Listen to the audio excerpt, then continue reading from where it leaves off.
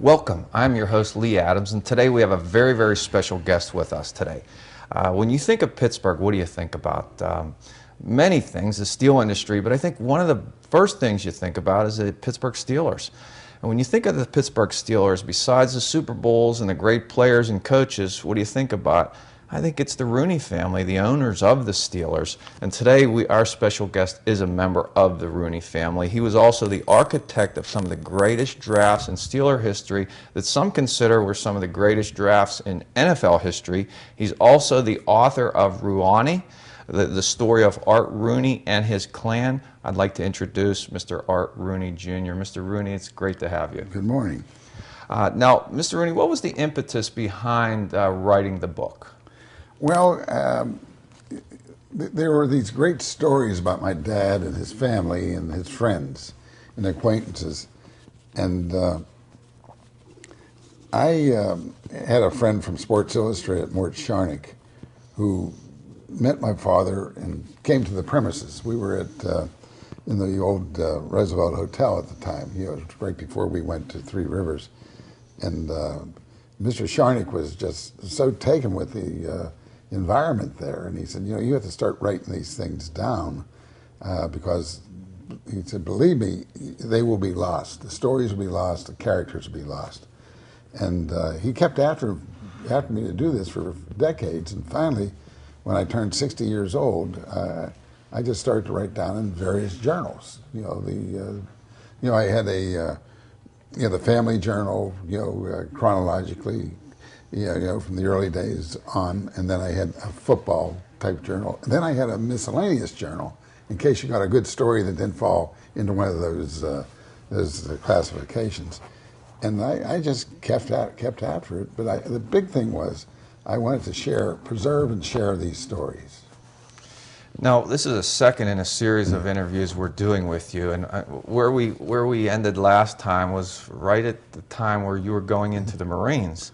And what made you want to go into the Marines? Well, I had gone to drama school at Carnegie Tech and then on to a studio in New York. And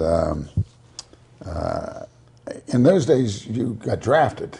You're too young to remember that, but I got out of college in '57, and you had a military obligation for 2 years, and or you could go into the reserves for I guess it was 6 years.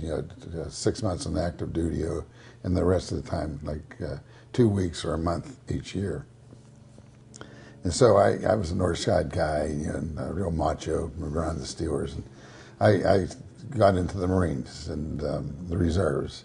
And I wanted to see if I was still tough. Well, I went to the Marine Corps, and they were the greatest guys you could ever want to meet.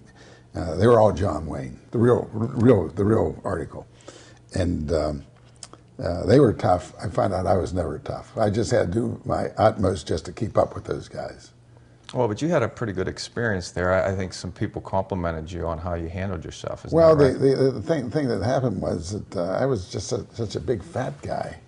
And, just to get in shape, it was a major thing. And I was the worst marcher in the world, and it was interesting. It's funny. Looking back now, it was interesting and funny. At the time, it was hell.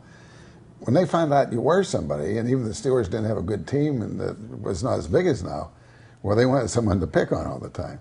And here's this fat, rich kid, and so they kept after me day and night, and I am not exaggerating about that, all the time. And finally they got me in tremendous shape, physical shape, and I could keep up and move around pretty good. And when we were leaving Paris Island and going up to Camp Lejeune, the guy I was sitting on the bus, he wasn't particularly a great friend of mine, nor did he ever become that. And so when we were just about up to Camp Lejeune in North Carolina, Paris Island was in South Carolina, he says, "Hey, Rooney, before we get off this bus, I have to tell you something." I said, "What?" He says, "You were the toughest guy in the whole thing." He said, "You took everything they gave to you and even more." And that was pretty, I remember it after all these years. Sure, that guy saying sure. that. Those compliments But I'm go a long sorry way. that I have to say that I was not the greatest Marine. I'm not talking about deportment, I was an ideal yes sir, no sir guy. Do what you're said, but I wasn't the greatest performer. I never did learn to march. Well, my brother went to Paris Island, and it really turned his life around. Yeah. I mean, based on history and our history of our family. Now, what did you learn from yourself doing that, going through the Marines? The thing about that, Lee, is that I really was, from an affluent family. My dad never wanted us to even believe that. We lived on the north side, but we lived in one of those old mansions on the north side that my mother kept up like it was still one of those old mansions. And you always had identity. Your dad owned the Steelers. He put on the boxing matches and things like that. And we always had a walking around money and things like that. And but you got down there, it was just you, and they didn't give a darn, who your daddy or mommy was or anything. Now maybe you're some big politician, but I never experienced that. And as I said, they kind of wanted to make an example of somebody, and I was the ideal guy to do it because I was overweight, and I couldn't distinguish my left foot from my right foot, and but they really whipped you into shape, and it made me believe that I can take care of myself. And, in a tough situation. It was a very tough situation with a bunch of tough guys. It doesn't get much tougher than that. Well, that was a real experience at Paris Island. If you went, I guess even now, if you went through it, it's a special type thing. I don't think it's changed that much. Now, you speak about being somebody in Pittsburgh and part of the Rooney family. I wonder, what is that like? You walk around Pittsburgh, and I guess some people would recognize you, and you have some celebrity status. Is that hard not to go to your head? But I guess your dad was pretty good about the values he taught you. Yeah, my father and mother, especially my dad, don't be putting on the dog. Don't be thinking that you are somebody you weren't. You're a North Side guy. You're a Pittsburgher, and always kept on hitting that into you. And it's funny that how be in Pittsburgh and somewhere, and somebody will look at me and say, "I know you from somewhere." I don't know who I am. Do I know? Or people will say, "Do I know you?" And I said, "I don't know." I went to a store one time, and one of the department stores, and of course I've always had battles with my weight, and I bought something, and it was a small thing. I don't remember what it was, and the gal took my credit card, and she looked at it and says, "My God, you're a biggie." And I says, "No, lady, I'm not a biggie. I just look like a biggie." I said, "I'm a son of a biggie." And so she thought that was the greatest thing going. She called all of her girlfriends over. She said, "Here's a son of a biggie." Now, you also, interestingly, tried to pursue acting as a profession. Talk a bit about where that came from, how that went, and how your family reacted to that. Well, we do have, that in our family. My dad's first cousin is a gal named Ann Jackson, who's married to Eli Wallach. Probably is one of the great living actors, and Ann is a very, very good actress too. But I'm just saying, maybe there was something genetic about that. And I love movies, and got to like plays, and I love theatrical literature, and I just was in college, and I applied to a law school and actually got in one of them, maybe two of them, I don't remember. And but I remember reading something that Churchill said that because I was a history major, that the time to really take a chance is when you're really a young guy, right out of college or whatever they would call it in England, because that's when you can really take a chance on something and you still have time to recover. And so I auditioned at Carnegie. It was Carnegie Tech in those days, and it really was a great, and I'm sure it still is, a great drama school. And I got into the place, and but I had to start. It was a regular college, of course, and I had to start all over again as a freshman. So I lasted about a sophomore, and not even that. I mean, that lasted a semester.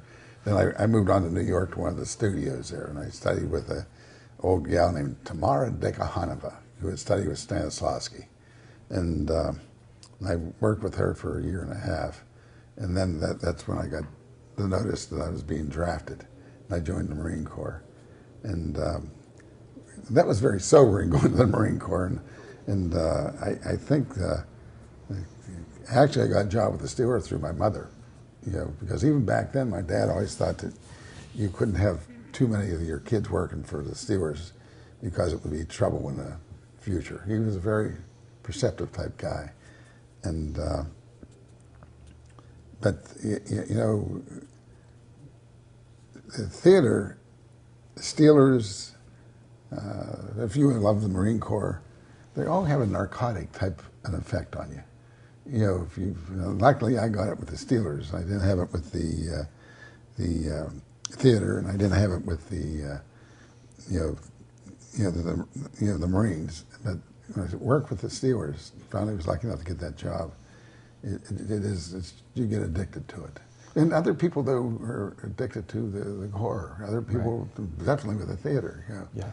But I was lucky. I did find something that became a quest. Well, do you think if you weren't drafted by, did you ever think if you did not get drafted by the military, what would have happened to you in your acting career, possibly? Oh, I think I would have stuck that out for a while. And the other thing about that is, Lee, that I may not have been an actor or producer or director or anything, but you know, there are other things connected with it. You know, like even here in the studio, you know, the technical people. Although I'm all thumbs, I don't think that. But that's a good example. But you know, there are other things, like I was a Scot, and I really did enjoy that.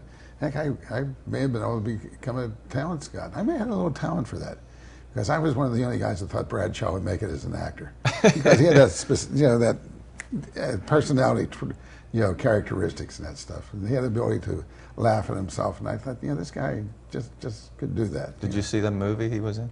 Yeah, I saw it. Of course, I especially went to see it. And he wasn't bad at all. In fact, I saw him and I said, "Gee, Manise," I said, "you got to perform with like one of the great American movie actors, the female lead." I said, just a great. What was the movie called again? Do you remember? Oh, I forget what it was. I do too. Yeah.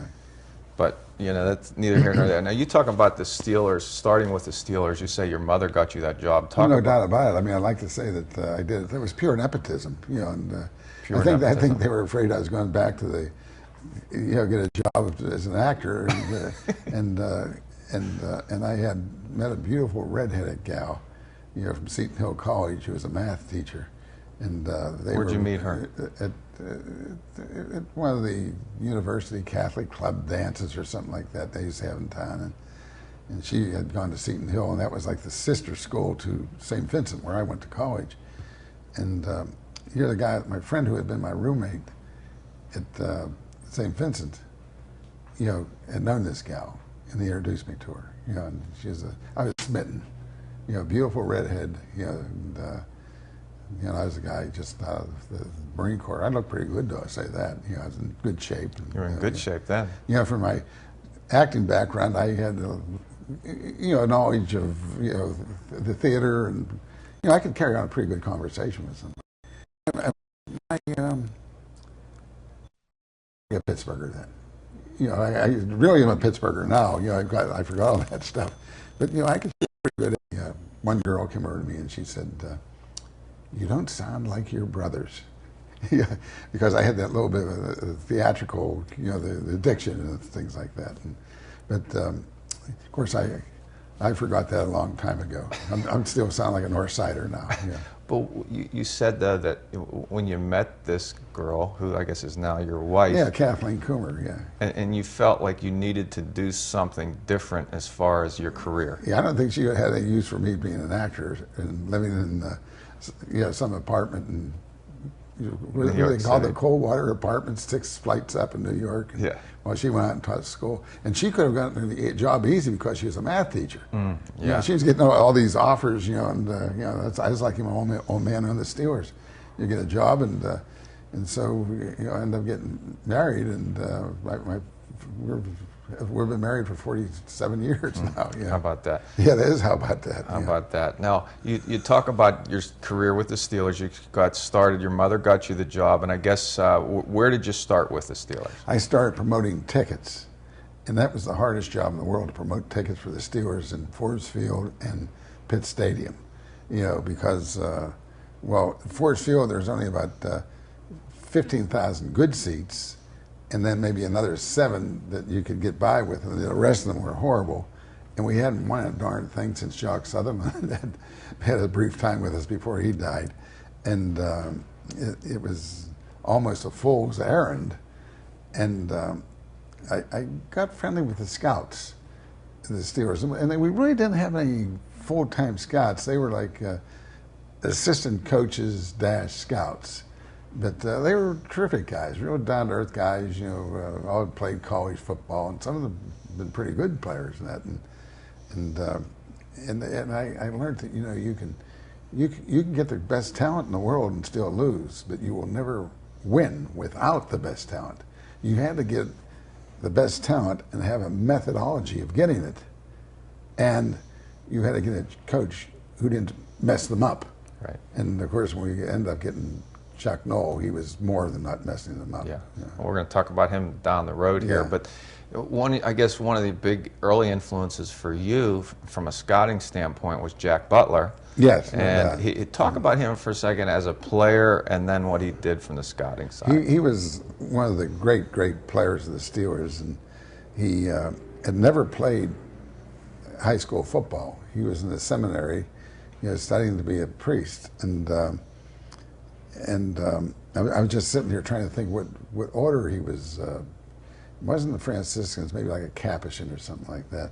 It was up in Niagara Falls, either Canada or Niagara Falls on our side of the border. And they had this seminary, and he was obviously a great athlete, and there's another guy in the seminary with him named Frank Thomas, the baseball player. And these two guys, and they were the terrors of the intramural league at this Catholic seminary. They would have football, baseball, and all that stuff, and Thomas and Butler being on the same team, both of them became great pro athletes. But when Jack left the seminary, he came down because his family, the Butler family, were friends of my dad and his brother, who was a Franciscan priest. But when Jack left the seminary, he was looking for a college to go to, and so they brought him down to the Steeler office to talk to Jock Sutherland. And Jock Sutherland says, he said, "You never played high school football and that stuff." He said, "Well, he said, good school for you. You're a very disciplined guy. Would be VMI."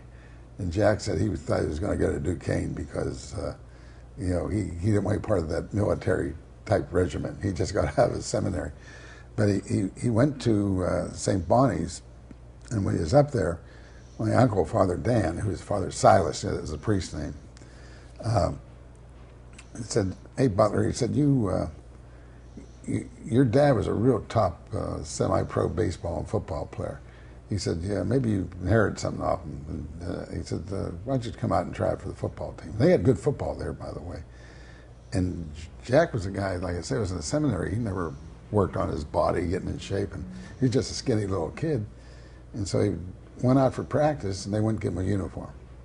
They said, we're going to have tryouts by invitation here. So he went, and here my uncle saw him on the campus, that evening.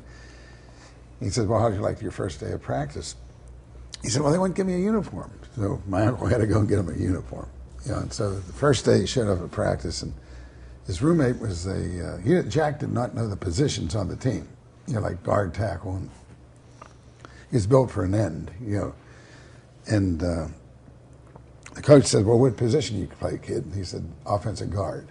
It was because his roommate was a guard, and he's just a little guy, And he said they lined him up, and he says, and he got in a real fight with the guy, just cleaning his clock. So he got in a big fight, and so the coach came up and says, "Well, it's obviously you're not an offensive guard." He said, "But you're a feisty guy. Let's put you at defensive end."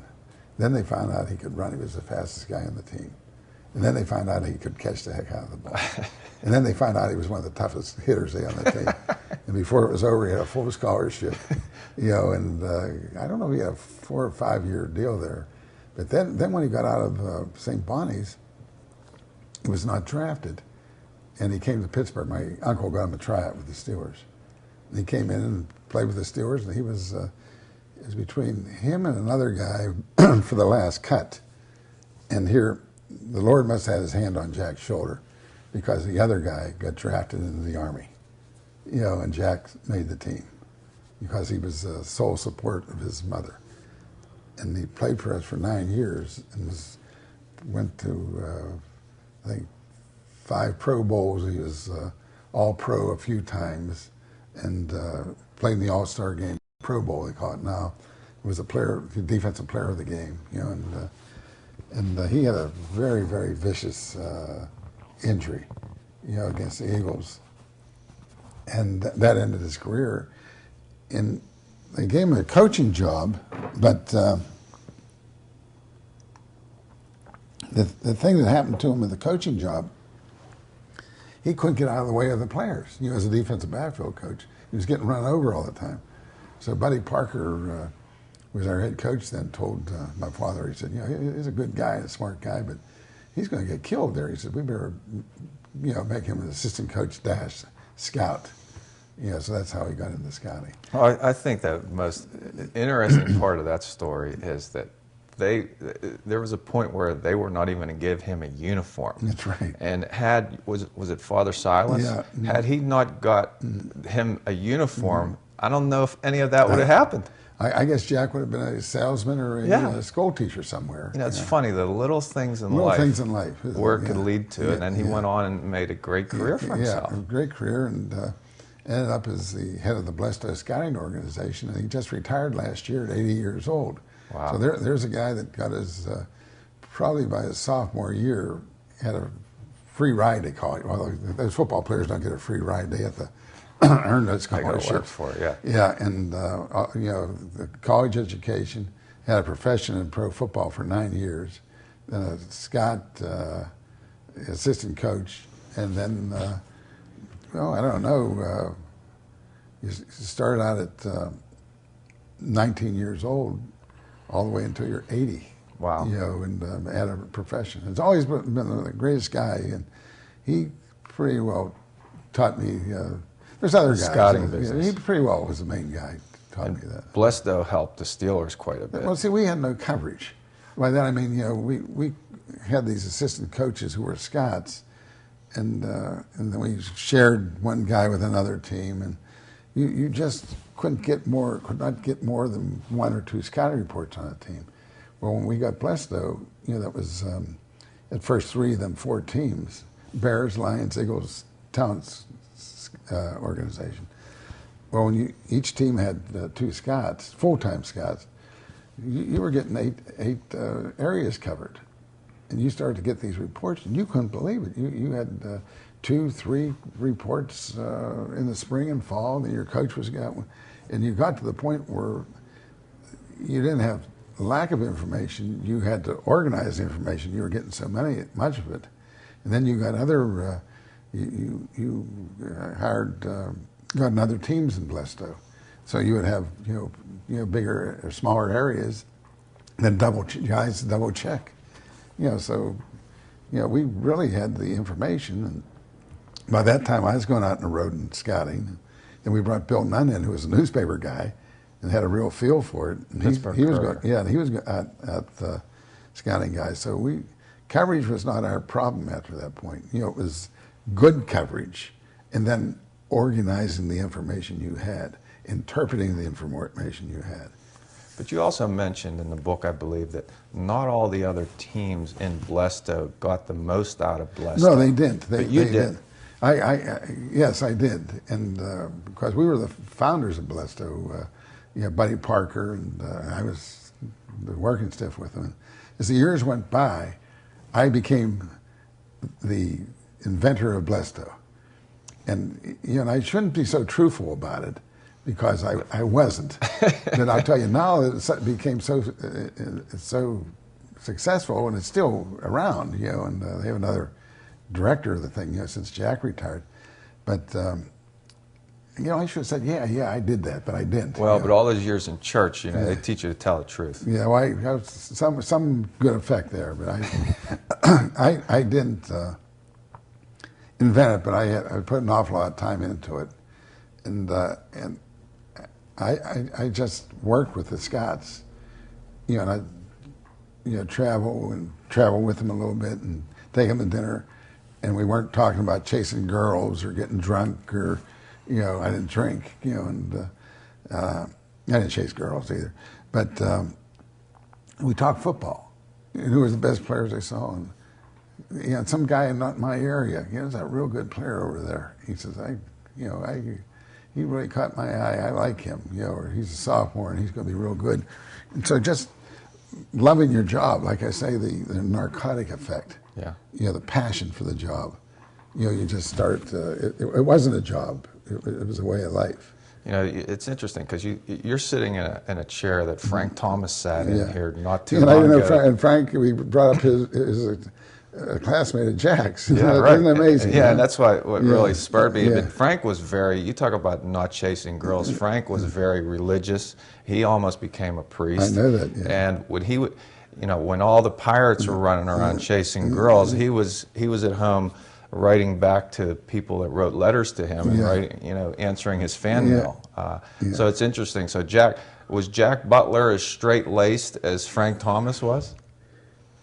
He is, and at 80, he always will be. Yeah, he's Mr. Straight-laced. Yeah. They both, and I don't know if they ever kept up their friendship. I don't know if they're pals or anything, but evidently they're both very similar type guys. So he had a good influence on you then. Oh, tremendous! Jack Butler. Yeah. Well, I mean, it was you had this stuff at home. Your father and your uncle and my brothers and that stuff. Then you met a guy who was a great athlete. The toughest guys that ever played. And he believed in all that stuff. The clean life, the good life. I mean, and had 8 children. It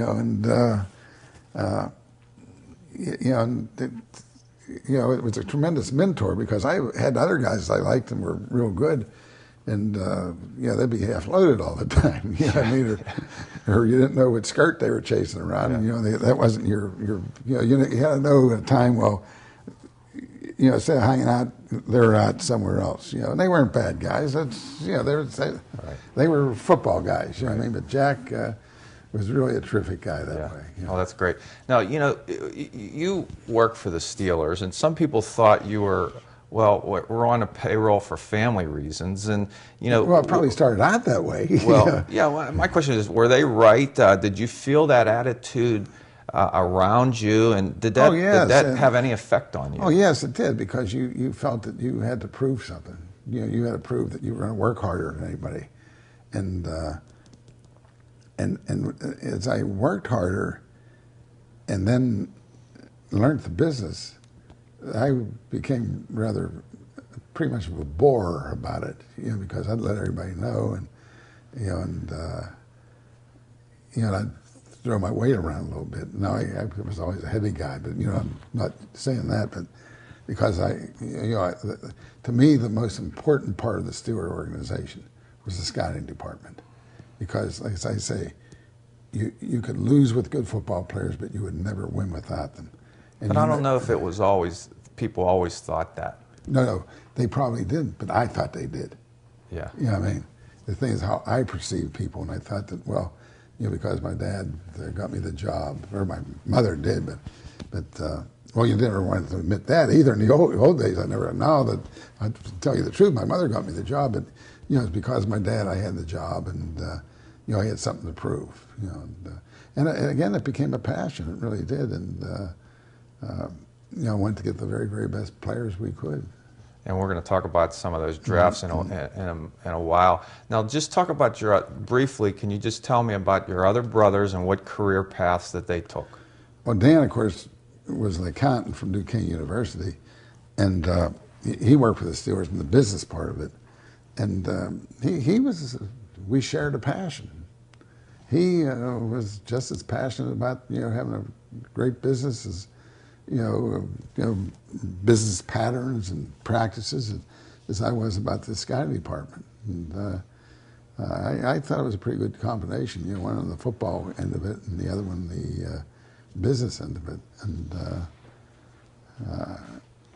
I don't. And my dad really was like the founder. You know, I mean, the pioneer, and he was a great public relations man. But the big thing is to win. You know, the credibility. It's so simple in that business. Credibility came with success. And my dad did realize that. You know, he had brought Jock Sutherland in. What terrible luck to have the guy die, you know, after just 2 years. He had a brain tumor, you know. It's amazing, as a little aside to you, I just had a call late last week from Bill Dudley, you know, our great Hall of Fame football player, and he was with us about 4 or 5 years, but he had a falling out with Sutherland and left, and he says, he asked me, and he's very elderly now. His mind's okay, but he's very elderly, and he says, what do people say about me? What do they say about me? And I didn't want to tell them. They don't say too much about you because it was so long ago. And he says, you know, about the relationship with Jock. And I said, well, look, Bill, when Jock Sutherland died, you were only with him 1 year and you were all pro. I said, but he died at the end of the next year, and he had this brain tumor, and he was losing it even then. And I think people were historians look and see that, you know, he just wasn't right. Which, from everything I hear and I read, he wasn't. You know, he was getting into delusions and things like that. You know, but Bill, even after all these years, as an old man, wondered, you know, what are people still saying about it? Things that you think about even in your later years. Exactly. Well, you go back to it. I'm 72, and I go back to that all the time. You know, that because I had a line doing this or doing that. You know. Now you talk about well, how about your other brothers? What do they do? Well, my dad was, and this is very important because of what's going on now with the Steelers. My father knew two things very, very well, and that was the sporting business, because it was not only football, it was boxing too, you know, and the gambling, the horse racing.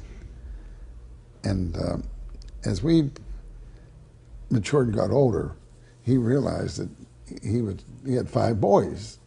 And being good Catholics, they're going to get married and have big families, and they're going to have something to support them.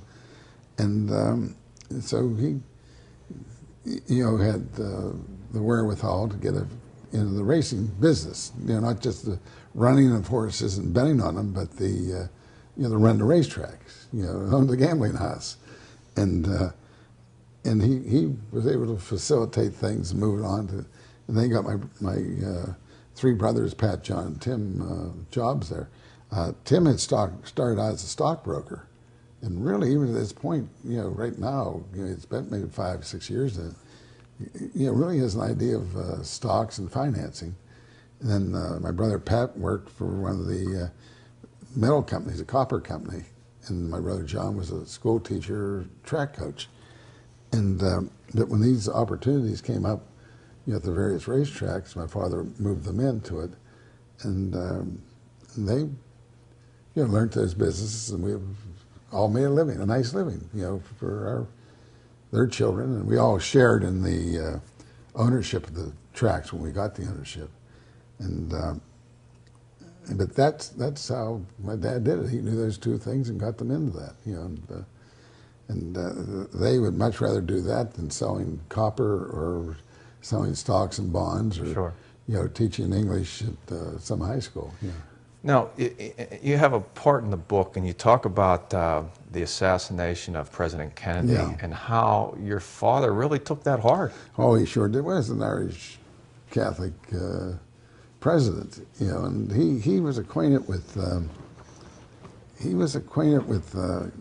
Joe Kennedy, you know, the father, you know, and well, let's face it, he was a rum runner. You know, my dad kind of knew some of those people, you know what I mean, and he was acquainted with them. I can't say that he was friends with them or anything, he was acquainted with them. And my father had a very interesting thing that when Jack Kennedy became the president, got out of the service. You know, he was in terrible physical shape. You know, he had been wounded, and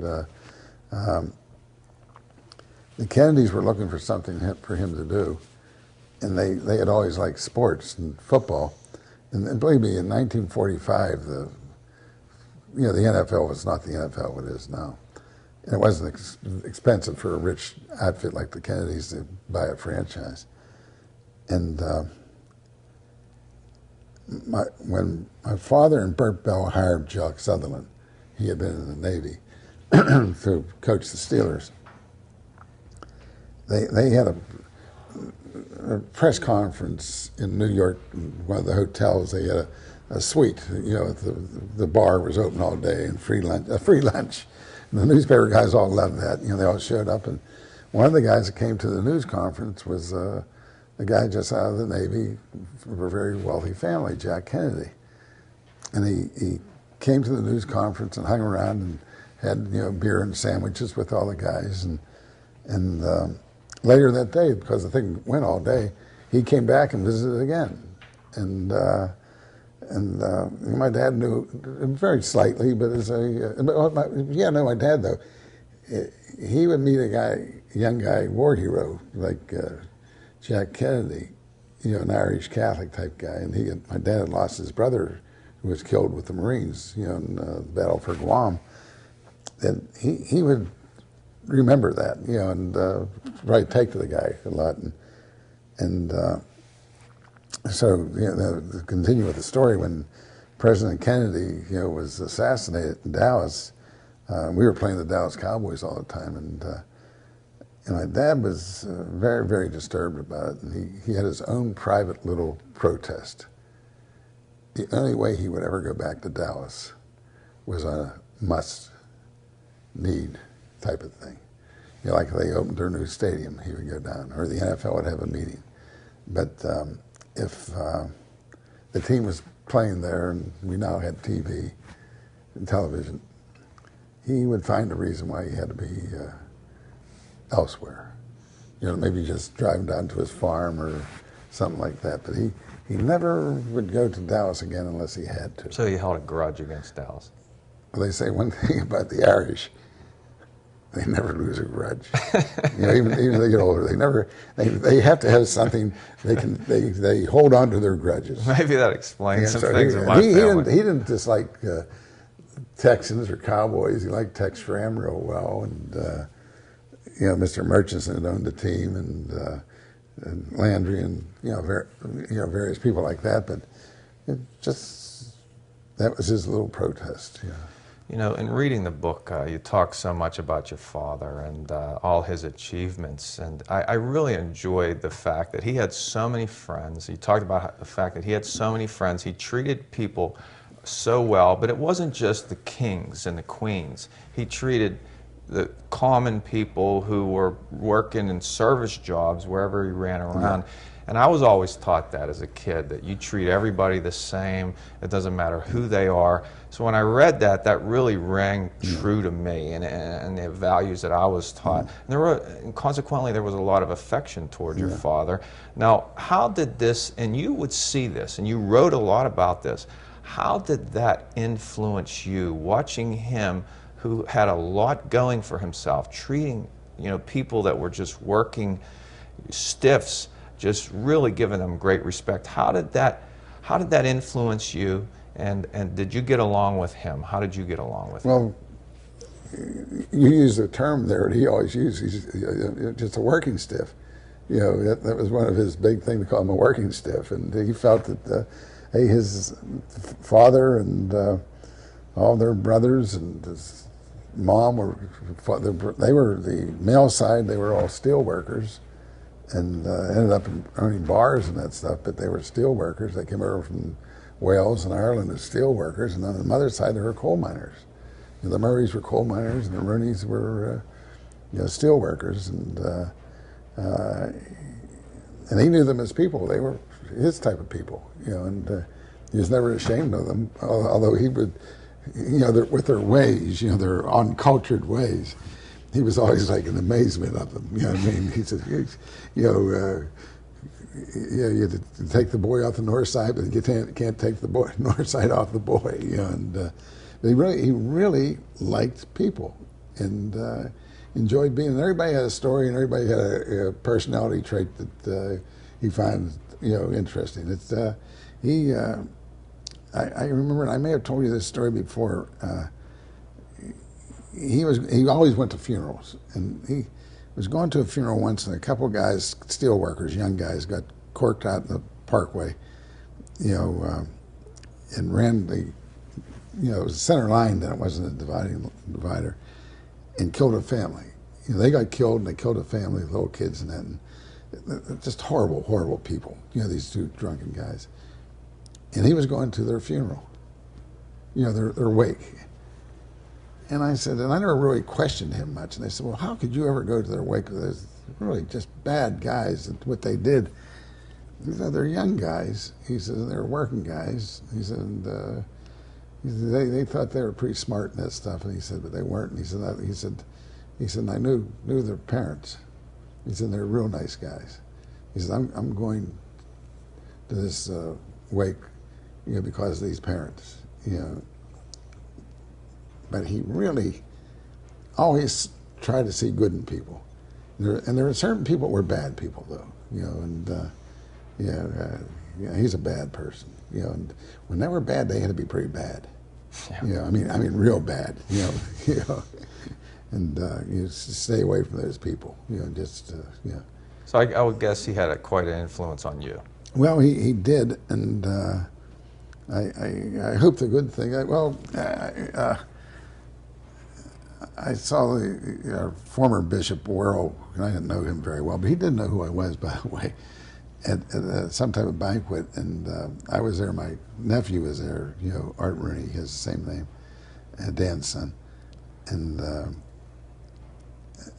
somehow, a little humor. The bishop said, "There's a lot of Art Rooneys around here." I said, "Yes, there are." And he says, "But there's only one original, and he's in heaven. We're all imitators." And that's the truth. We pretty well are. Yeah. He was the original idea, and I don't know. You try to copy things, and I know you can't. He had a great penmanship, and I try to copy certain things of it, like his signature, and I can't. I've sold this book. We've done maybe 2,500, 3,000 copies. I try to sign as many as I can, and like I say, I always try to get the beautiful Art Rooney, junior with me. Sign my name 2,000 times. It even gets worse, but he just had a beautiful, and it showed a lot of personal sureness of himself. They would say to me, "You're like your father," and I'm really not. He was so sure of himself. He was really a great athlete and really a smart guy, but never let anybody know he was smart. He didn't act dumb, but he was, he would get a lot of people off balance. Yeah. And he was never a Yuns guy, but he'd always say Yuz. He still had the Pittsburgh slang, but he worked at not being a Yuns guy. Yeah, and he worked at the not having the double negatives, and he was exposed to education. I don't know if how many classrooms he went to. He was probably on the playing field all the time, but he was not a crude or ignorant type guy. How did you get along with him? Not very well at all. And I think I was always jealous of him. And I knew that in my best day I couldn't come close to him. But like in this book, my brother Dan said that he knew my father much better than I did. He knew the dad much better, and Tim too. They did. They were, and I don't even. That doesn't hurt me or anything. The only thing is, I listened to everything he said, and I watched him. And these stories. Dan did write a book, and it's quite much more successful than mine.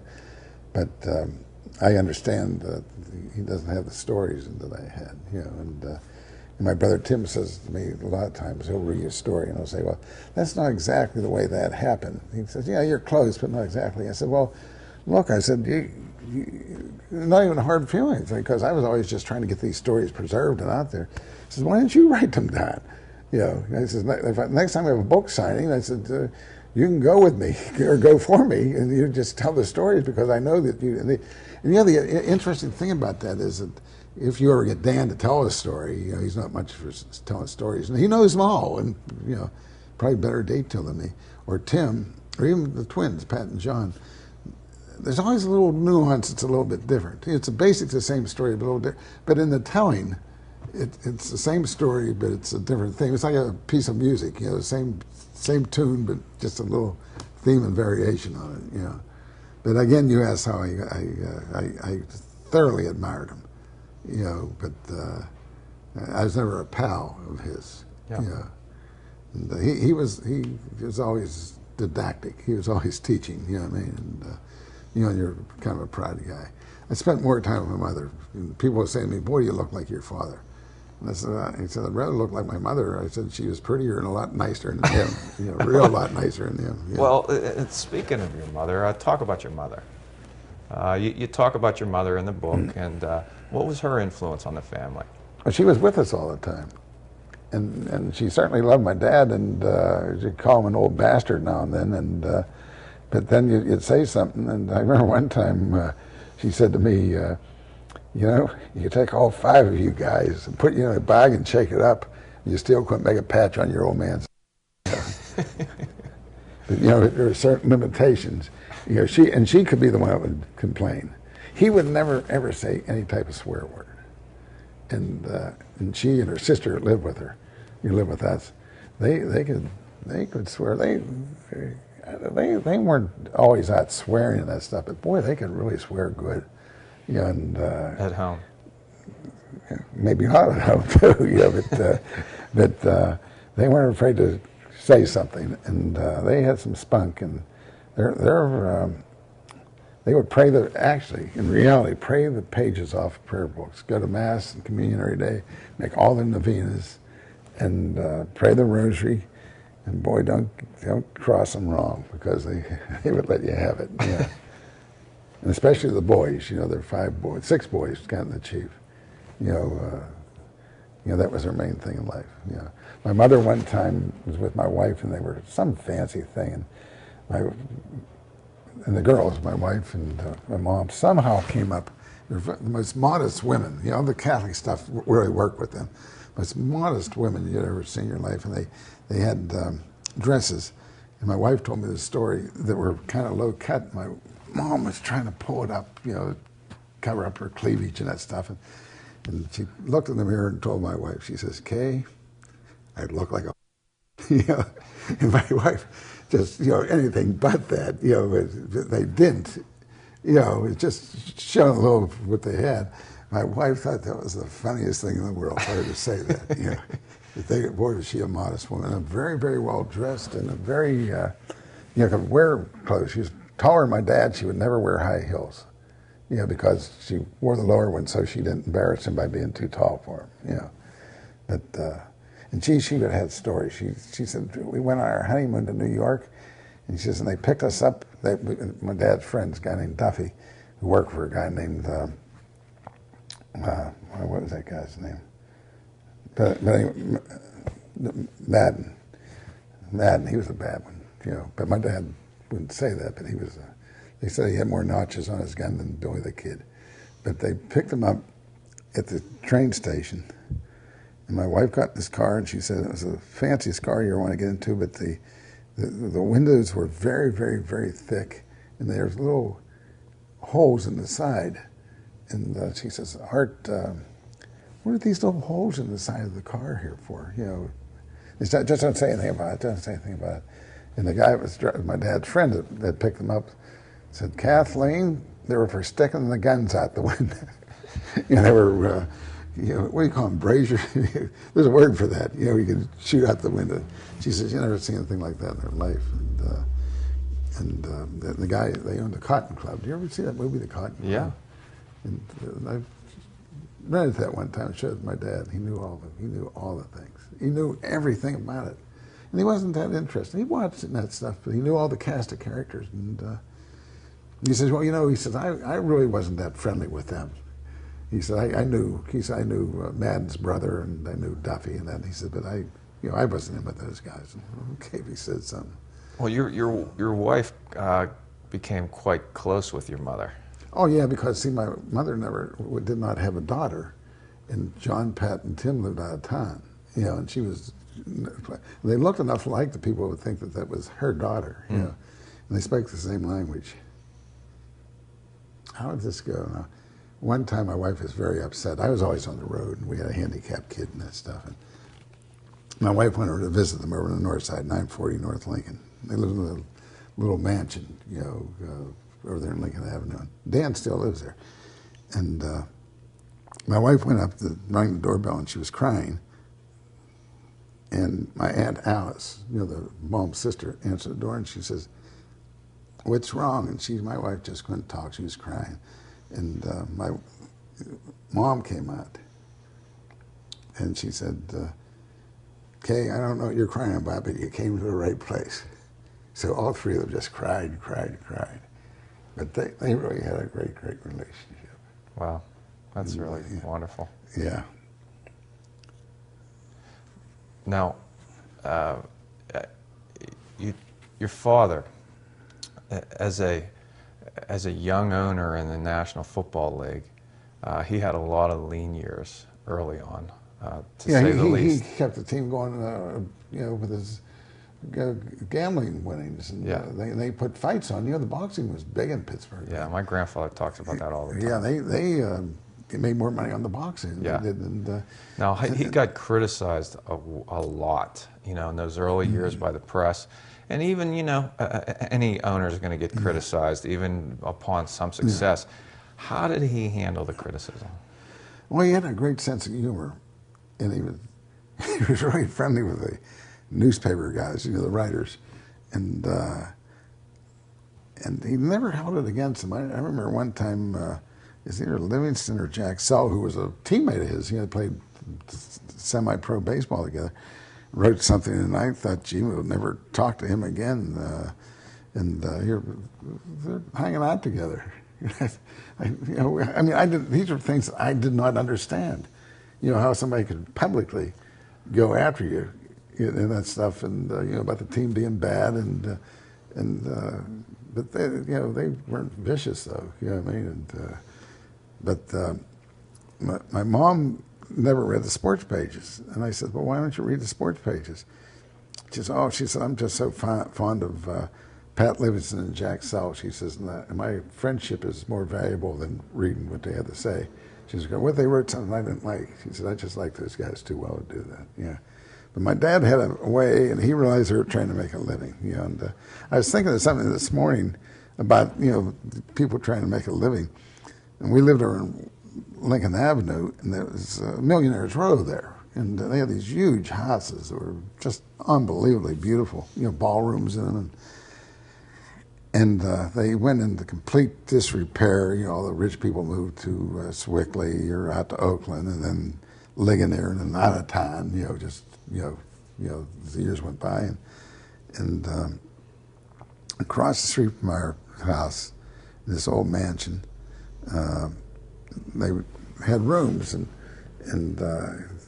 we got to the point where we were like 16 to 18 years old, late in high school, freshman in college, and here some gals moved into one of the downstairs apartments in one of these places, and they had the prettiest girls, about 3 girls living in this place, but they never went to work. They were always in there, and you would talk to them, visit with them a little bit, and all of a sudden, I didn't know, I was the most innocent guy going. All of a sudden, my aunt, who lived with us, Aunt Alice, she got my dad, and she says, Arthur, she says, that place over there's nothing but a house. And she said, and these boys, I see the boys talking to those girls and that stuff, and I do kind of remember they were real pretty girls, He says, and it's going to be nothing but trouble with these boys. And my dad evidently didn't catch on to it at first, with these girls across the street. And it was like that evening that he had made a phone call. They were all gone. gone forever. You know, and he said, and I heard him say years later, he says, "Why, you know, you have to make a living. I hate to ruin somebody's business, but I don't want to run their business around my son." My backyard, yeah. yeah, across the street from us. But that's a funny story. Yeah. Now, talking about that, the Steelers.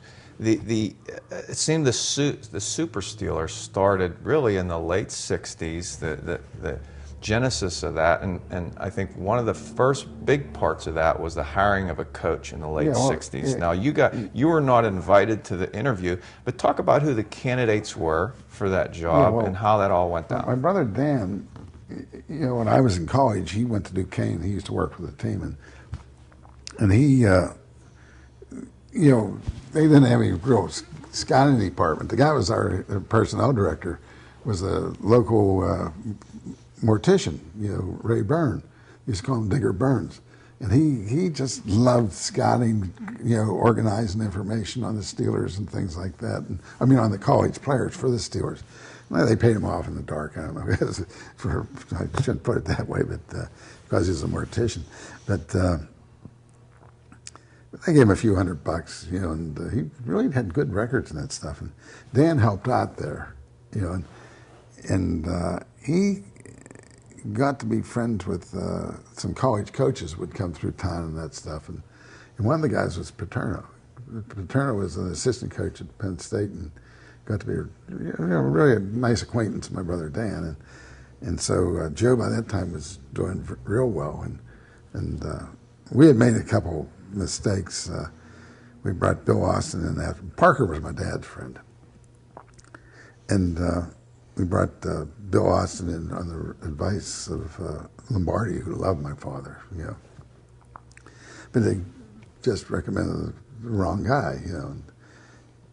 Because Austin had been a real top assistant coach, but was just not a head coach, you know, that those things go. Mm-hmm.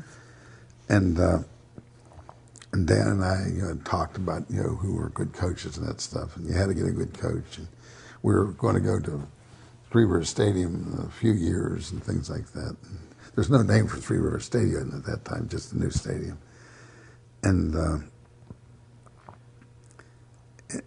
my job was a very informal one, just ask questions on the road. You know, who would be a good coach? Of course, Paterno was the first guy that they wanted. They being my dad and Dan. And anywhere I went would ask my coaches, you know, mainly the scouts and that stuff. A couple of names always came up. One was Chuck Knoll, another was Chuck Knox. And two, you know, Knox became a real good coach. He was a Pittsburgh guy too, but he's never a Chuck Knoll. But he never had anything to be ashamed with Chuck Knox. He was, you know, a good coach. But when Dan, and I don't know if my dad ever met with Dan, but I know Dan met with Paterno, and he, you know, like throughout his whole career, he was a Penn State guy, you know, and he really wasn't going to leave. And so they start interviewing, you know, pro guys, and of course, Knoll's name kept on popping up everywhere. And Shula had told my dad about he had a real hotshot assistant coach. And the two guys that worked for the Colts were Bert Bell, who'd been my dad's partner, Bert's sons, Bert Jr. and Upton, and they kept on, you know, they had just a direct line to us, you know, just, you know, nothing formal, you know, just, and they kept on saying, we got the greatest assistant coach here in football, you know, Chuck Knoll. And so I was out on the road and I came back in, and I think it was either Fran Fogarty or Ed Kiley, you know, worked with the Steelers, said, hey, your dad and Dan are in the Sylvan Room. That was the Roosevelt Hotel. That was the main dining room, interviewing Chuck Knoll. And so I just went in on my own. And I sat down with them. And there's nothing wrong with that. They were just having coffee, you know what I mean? But I started to ask questions. And I was not, I was not invited. I muscled my way in to the interview. And, asked questions about, players. And then I got into the thing on the racial thing. Yeah, well, that was very important to you. Talk about that. Well, because I had started to scout these black schools, and and the athletes there, you know, just see them in the dressing room. I mean, we don't have guys in our dressing room like that. You know, I mean, you know, now and then you have a guy who was cut that way and built that way, and you know, they had the great athletic talent, and you know, just seeing them play and the big plays they'd make and that stuff. They all seemed to be pretty nice kids too, and the coaches were nice guys. And the only thing they always wanted, they just would say, just give us a chance. Give us a chance. All we want is a chance. Just give us the opportunity, you know.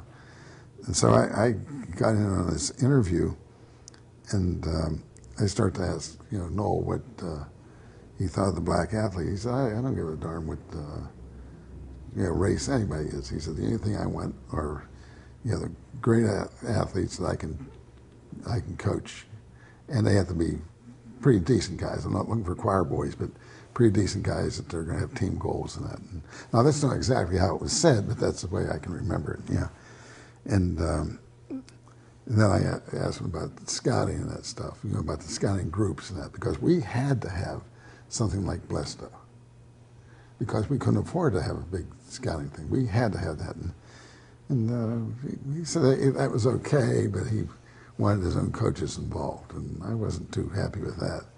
And because I always thought that they would disrupt all the information you had. You got 5 looks at the guy, and maybe the assistant coach had 1. But there's a hierarchy. The assistant coach was going to have more to say, you know. So anyways, I start getting these side glances from my dad and Dan, like, keep your mouth shut. And I'd be exaggerating, by not by much, that I start to get kicked under the table, you know. In fact, as the years go on, I'm starting to say I get kicked under the table, but I'm still at the point I didn't get kicked under the table, but I knew that they were pissed, you know, that, you know, I was interrupting their parade. I was marching in their parade. And so when Noel left, you know, to go to his room, and my dad said, look, he said, I've been around here for a long time, because I had said I wanted to be in charge of the draft. I mean, you know, the actual drafting. He said, you're in charge of the gathering of the information, the organizing, and, you know, and things like that. He said, but I have to have the head coach, you know, have that responsibility. He said, because if he gets fired, you don't want to be the one to get fired. You know what I mean? You know, and you know, the family owns the team, and I can't, you know, I have to have the coach can't be saying that, yeah, we didn't allow him to pick the players and that. And so that's the only job I had, and I liked it, and that's the way it was. But you know, like so many things at this stage of the game, I'd like to take responsibility for. You know, like the invention of Blesto, and I didn't, you know, invent it. And like bringing Chuck Noll in, I'd love to say, well, I went into this meeting and I was the main reason they got him, or I set everybody straight. And that's a pretty nice little story, you know. I mean, but you know, that was Dan's show, you know. And my dad gave the okay on it and put me in my place, you know what I mean. But at least I was part of it. Believe me, Lee, that's kind of a big thing, you know, to be part of, you know, interviewing Chuck Noll. You Absolutely. know, you had to elbow your way into it. Yeah. And as I've always said that, you know, I'm a vice president of the Stewards now and on the board, and they, you know, I own as much, thanks to my dad, as Dan does. But there's a lot more fun when you had responsibility and you were dealing with a Chuck Noll or a Bill Austin, you know, and you know, you were really part of it. Yeah, you were in the not some trenches. executive type of job. You know. So you hired Chuck Noll, and I guess then that you know, you started to work with him fairly quickly. Now that was right before what, the '69 draft? Yeah, he right? came in '69, right before the draft. In fact, it was the night before the draft. The night before the draft, you hired. We had all our draft boards up to the Roosevelt Hotel. We had it up, and everything was organized. And he came in from the Colts, and you know, and I got real lucky. We got real lucky. We went over our draft board, and he never brought anything with him. You know, he had a lot of integrity. I mean, really, you know, Noel was a very, you know, very top guy. He as a person, and he didn't bring any secret notes with him or that. But he knew, and he was a real smart guy, how they had guys rated. And here we got lucky. both of us, Noel and the Steelers, we had guys rated very similar that the Colts did.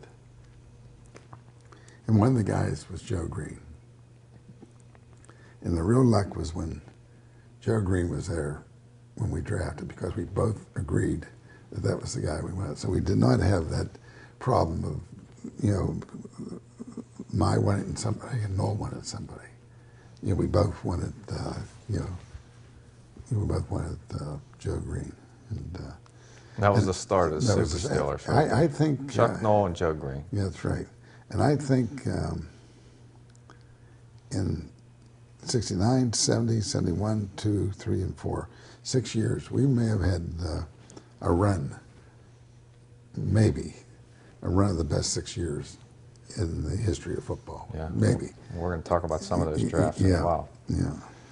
But now, you worked with him, and you got Joe Green in that first year. What did he tell you? What did he tell you he wanted in his players? He wanted great athletes. You know, you can't make a great player out of you know, somebody just doesn't have that kind of talent. And he told me, he says, you haven't been around a group of great players. The thing that you have to do is go to the All-Star game, which is now the Pro Bowl. And just spend a week there and see these guys. Go in the dressing room and see how they're built. You know, talk to them and that stuff. And that was a great suggestion for me, although that game was kind of around the time of the draft, so you take away from the draft and that. But heck, that was an expensive kind of trip out to Los Angeles or later Hawaii. I mean, you know, and, no, I was incensed. I've been around football players all my life, you know, to tell this guy, tell me how to identify a player. But he was right, you know. You know, I was pretty good, I mean, as far as knowing what a good athlete looked like and moved like. But, yeah, that's something that I probably should have been doing all along, you know. But we were so short-handed, I was spending all my time, you know, working on the draft itself, you know. But he insisted on the great athlete who was coachable, you know, had some football intelligence at least. And, you know, not a bad actor, you know. He was, as he said, he wasn't looking for choir boys or anything like that, but, you know, somebody whose team goals were a little bit more important than personal goals. You know. Now, you were in kind of an interesting position because now you're working with Chuck Noll, but you had been working with Jack Butler. Mm-hmm. And both of them had a little different twist on what they would look for. For example, you said Chuck Noll wanted the athleticism, the intelligence, and some character. Yeah. But Jack Butler, the head of Blesto, said he wanted toughness and production, you know, and Chuck NFL athletic ability. Chuck certainly agreed with toughness, but you know, Jack was very, very much on toughness and production. Could they and did they play the game? And Chuck's thing is that, well, he went to see the guys who were making a real top effort, but he felt that he could teach, you know, certain things. And Jack, he liked a good athlete, but he just wanted the guy to have enough talent that he didn't leave, you know, when he got to the next level, you know, could not go to the next level, because there are guys like that. You know, they can be real good high school players, and they're just okay. Everyone thinks they're going to be a Division I, you know, football player, and they really should be playing at, you know, another type school, not the University of Michigan. You know. So in the pros too, you know, some guys are real good college players, but they get to the pros, they just especially the thing that really would kill those kind of guys. And you came in and you had a lot of these black kids from Alcorn A&M, you know, and Florida A&M, and they'd get there and who's this guy? You know, I was All-American at University of Pittsburgh, and all of a sudden after the black kids, especially he got himself some good coaching and time to develop, you know, he came from nowhere. You know, and he is really good. Yeah. You know, and whereas the other guy has reached his potential in college, you know. Now, being in that conversation, I'm sure, and I know in football, and not just football, but a lot of sports, but especially in football, they talk about heart. And what did the people around you, what did they say to you about heart? They would have a lot of little little cliches were funny as heck. You know, well, he's the kind of guy that you'd like to have for your son-in-law. You know, a good player, gave it all, smart kid, very respectful and that stuff. You know, and then another guy said, well, if you'd have him home, you'd put your daughters in the other room, you know, and hide them from him. He said, but you went out in that field, you went out, into the war. He was the guy you wanted to have playing, the defensive end for you,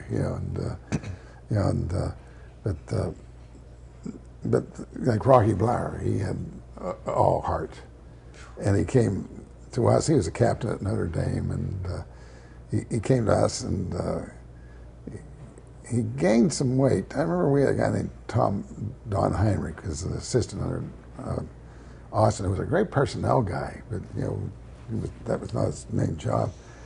But he went up to take a look at Rocky, and he said, his background, he's a top high school player. He was the captain at Notre Dame. He said, but he says he's too small and too slow.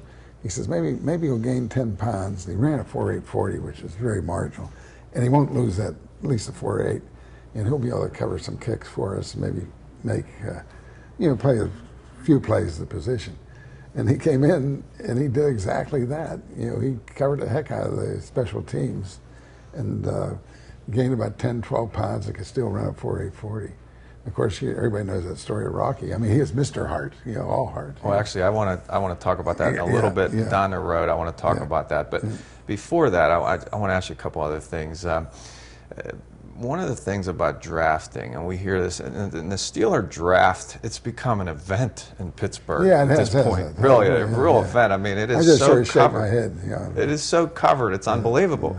And these are kids that have never walked on a pro field yet, but yet it's really become such a big deal because the Steelers are a big deal. But one of the debates always is, do you draft for the position that you need, or do you draft the best athlete available? And what was your, Jack Butler's, and Chuck Noll's spin on that? I felt that, of course, most of my stuff I got from guys like Jack Butler. That our team needed so many positions that we didn't have that problem of, you might say, well, we need an offensive tackle, and you would take a tackle. But I've learned to look at it. It was kind of an innovation I got from a couple of the good teams like the Rams and Dallas, that you go for the best athlete, the best guy that can make the big plays in the big games and consistently.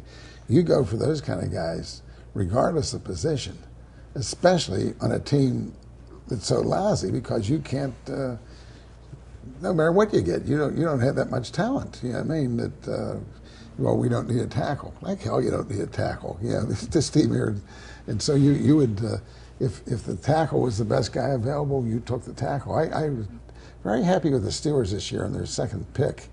It looked to me that they really did that because you've gotten so much now into the position pick, to take the wide receiver, that evidently was the best player left, on the board, regardless of position. But that was a very important innovation for us, that like you rated the players by position, offensive tackle, or offensive guard, offensive center, defensive end, defensive tackle, and inside backer, outside backer, safety man, defensive corners, and but then you came up with another list of, regardless of position, who are the best. So then you would start comparing. Well, look at what rating we have on this offensive tackle. He's just a guy who can make it and come in and play for you. But look at the rating we have on this defensive back. He's a guy we have rated could be a star. So you try to get all the guys who could be the stars, and all the guys can start. You see, and you come up with the top 100 players, regardless of position. And at the end of the day, how many guys did you have off that 100 list? You know what I mean? Yeah. You know, that was the important thing. Now, with Joe Green, was he rated the #1 guy on your list? He was rated, I think, 6th. 6th. Yeah. I think he was drafted 8th, and I think he was 6th. He was rated. And that's where we got so lucky that Chuck had, you know, pretty well rated the same way. Yeah, yeah. Now, Chuck Noll's first year wasn't a successful year as far as his record, but there's 2 players I want you to talk about in particular that you write about in the book. And the first is Dick Hoke, and then Roy Jefferson. Well, the interesting thing about Hoke was, you talk about heart and intelligence, and a real good athlete, but not a great athlete. And Noll would always use him as an example. He said, well, you know, he's just a journeyman type football player. Well, Dick was a little bit better than that, you know. And but he you know, could throw the pass. He was like a poor man's Paul Hornung, you know what I mean? But he wasn't that much of a poor man. Right. And it was funny when the Scots would come, the bus of the Scots would come into the meetings and say, well, this guy here, he's better than that Hoke guy Pittsburgh has. And then as the years went by, the tone of voice changed. They'd say, well, hey, this guy's a pretty good player. He'll be, he could develop to be a player like Hoke, you know. So, you know, Dick then retired, but by reputation had, you know, moved up. And finally they came in, and I thought it was the greatest tribute to Dick. He said, he's a good player, he'll help your team run special teams and that stuff. He said, but he'll never be as good as Hoke. You know, and he was through playing, but as an example, you know, the comparison, he had moved up from a guy, well, better than, might be as good as, no, he won't be as good as Dick Hoke. You know, and I hope that Chuck changed his attitude. I know he didn't change his attitude. He developed a great devotion to Dick Hoke as a coach. I think Dick Hoke was with us longer than I've been married, something like 49 years or something like that. Yeah. And not the biggest. One of our heroes. Yeah. Yeah, not the biggest, not the fastest, but had the heart and became part of the Steeler vernacular. He was a good athlete and a very, very smart football player, and like 100, you call it heart, you know, 110%er, you know, and you know, play hurt, you know, all the cliches. You can say play hard, play hurt. He's all heart, you know, and you know, Rocky Bleier was a similar guy. Absolutely. Now, Roy Jefferson was a whole different story. Yeah, and Roy was a great gifted athlete, and it really was like our Pro Bowl player. He was our second pick, which was our first pick. We didn't have a first pick with Buddy Parker, but it was productive for us. But he was a very temperamental guy, and very self-righteous and things like that, and he had a reputation for being a tester. You know, the very interesting thing about Roy, I was pretty tough with him in the book, and I believe what I wrote. But he showed up we honored like some of the great players from our past, and he was so thrilled, even to be invited back to Pittsburgh, and to be considered one of the great old players. And he was still married to the same gal, I think her name's Candy or something like that, and his son with him. And it's just a delightful guy to be around. And I thought to myself, and Roy McHugh, you know, who helped me so much on this book, and Roy was kind of taken with him too. And I said, holy heck, maybe we should go back and change our book. And I said, no, we can't do that, because in the time frame we wrote, you know, that was true. Now, if we had met him before, we could say, you know, this guy was pretty much a horse's ass as a Steeler, but, you know, turned into be a real fine gentleman, you know, a civilized gentleman. But we didn't have that information. Well, people grow up, you know. Well, you know, you forget that these guys are 22 to 28 to 32 years old. Absolutely. And Roy left us and went to continue to make the Pro Bowl, you know, and played on two Super Bowl teams. You know, one with the Colts and one with the Redskins, I guess it was. Well, plus some of these guys with this great talent were so catered to at a young age. Oh, no doubt about it. From the time they were in junior high school. Right, yeah. right. Now, the first year with Chuck Noll, as I say, wasn't so successful. You were 1-13, but then you were involved in a coin flip that ended up being one of the most important coin flips in Steeler history. Really, it was the Bears and the Steelers, and Ed McCaskey flipped the coin for the Bears and Dan for the Steelers. I was back working on the draft, and got the rights to the first pick. Now, we didn't say, well, we got the rights to the first pick, we're taking Bradshaw, because that was just a little bit later. We then had the pick, and that was a whole different story, what to do with that pick, either trade it, that was the big thing. You go out and you get a slew of players, and anytime that Dan and I had ever seen that, it basically didn't work out. I remember it was the Cardinals that traded for Ole Matson and got like 10 players or something, and they got a couple good players, but Matson continued on being a Hall of Famer, and the guys they brought in, they were still the same team. They didn't win that much, and I think another team, I can't remember who it was in the Rule days, had traded for one player, and it didn't work. The player they brought in didn't work out.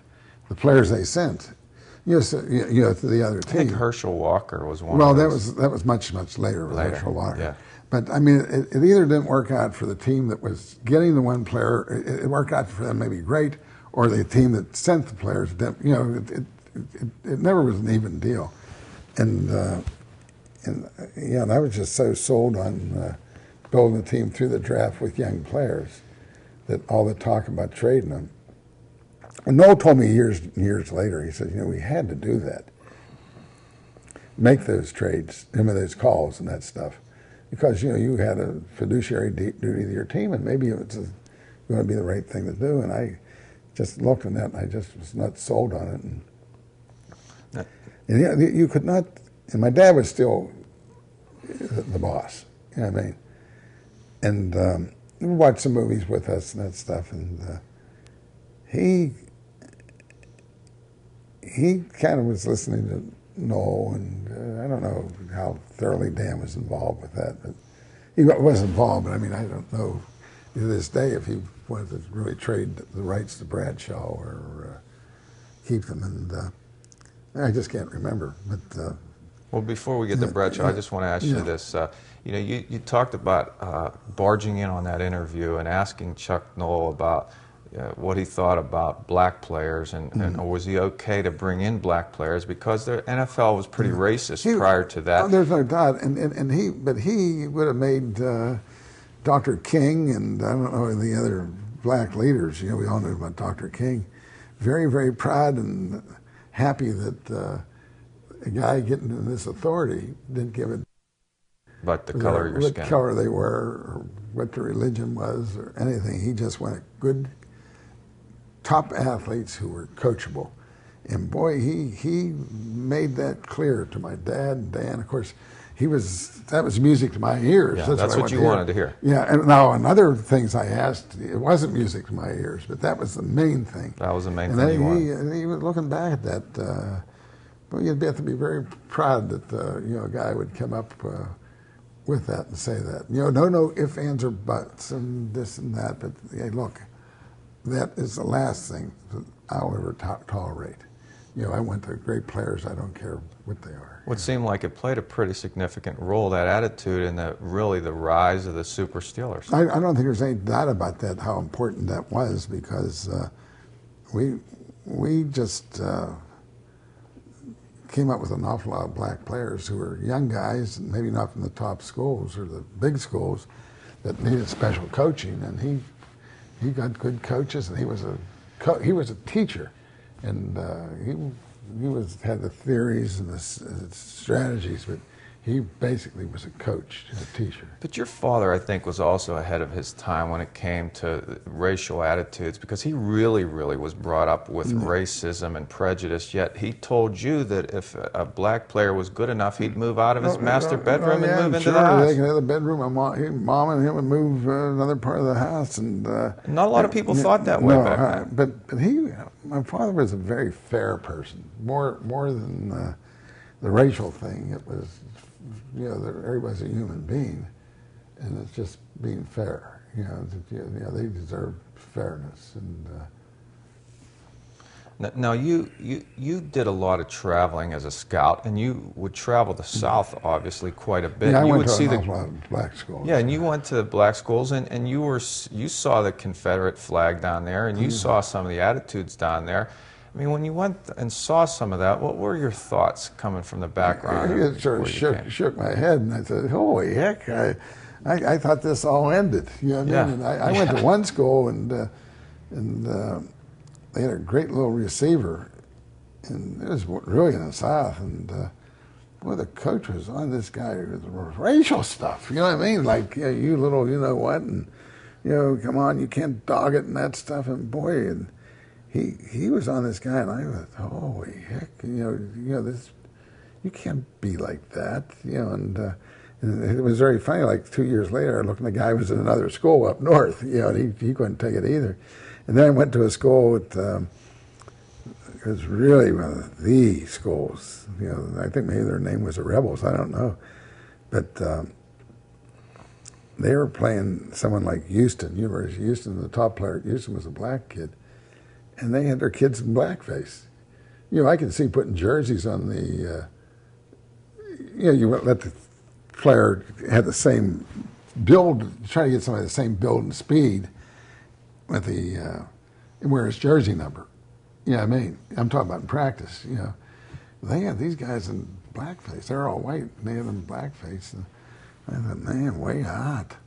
You know what I mean? And it wasn't because I hated the coaches. They were pretty nice guys. They gave me access and talked to me, and maybe one of them had played for the Steelers or played for another NFL team. And I thought, man, alive, they get away with this stuff. Yeah. Gee, man, it's amazing. It was, but that all changed. I mean, what sports did for that, it's unbelievable. Yeah, I think sports helped that. But it's funny. I lived in Atlanta in the '80s, and people would still be talking about this Civil War. They'd say Northerners that come down to live here with us, we call them, or Northerners that come down to visit us, we call them Yankees. Northerners that come down and live here, we call them damn Yankees. And I was thinking to myself, this is the '80s. I mean, it just amazed me. I went, we had, Noel was with us, and we had the new stadium in Atlanta, and I got picked up at the airport and told the guy I had my suitcase with me, take me to the Atlanta stadium. We were playing that night. I guess it was a preseason. And talking to the cab driver, he's a real nice guy. And he says, "What do you do?" I said, "I'm a scout." He said, "I'm scout?" I said, "Yeah, for the Steelers." Said, "Oh, yeah, okay, I get it. You're playing there tonight. That's where you're going." I said, "Yeah." And he said, "You have any Georgia boys?" And I said, "Yeah, we have, like Bobby Walden and someone else." And I said, "We've got some black guys. Do you count black guys?" And the cab driver came up with the greatest thing. He said, "Only that they're good." So I mean, it showed that if they were good, he would accept them. I mean, and so I looked at that as, well, maybe he's come off center. I mean, he's moving up a little bit there. But I could go on and on about that racial stuff, especially in the South. And the thing that got you was that the coaches were nice to you, and pretty nice guys to visit with. They had that one thing. They were racist. Well, that's how they were taught. Well, whatever it was, and I mean, I looked, gee, how can nice people like this be so racial? And I thought they're going to be the losers because you can't win. And the guy that saw that was Bear Bryant. He saw that he could not compete against they got these big bowl games against Southern Cal and those schools. He had to have the black athletes, and once you have them, you'll find out that the vast majority are pretty darn good guys. You know, you have some stinkers, but you got a lot of stinkers of the white guys too.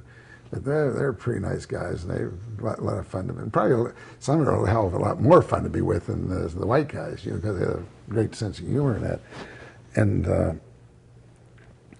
I mean, that was a real lesson for me, you know, that you try to be taught to be fair in that stuff. And well, your father, that came from your father. Yeah. But now, going back to that draft, you had the first pick in the draft. You had some discussions as to whether to trade it, whether to keep it. You guys decided to keep the pick and take the pick. But now you're out on scouting missions looking for who is going to be this #1 pick.